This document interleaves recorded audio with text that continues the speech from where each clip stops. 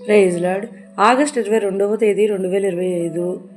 ఈరోజు దేవుని వాగ్దానం, మనుష్య కుమారుని ఎదుట నిలవబడుటకు శక్తిగల వారగునట్లు ఎల్లప్పుడూ ప్రార్థన చేయుచు మెలకుగా ఉండుడని చెప్పెను.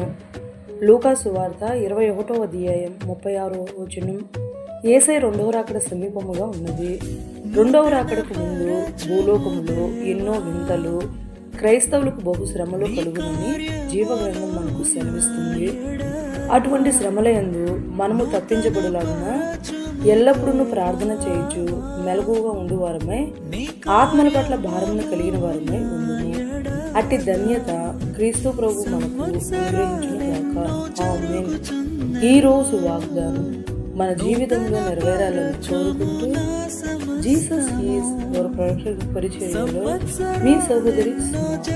ఆమేన్. God bless you all. నూతన పరచుము నా సమస్తము, పాతవి గతించిపోవును, సమస్తం నూతన మగును, నీలో ఉత్సహించుచు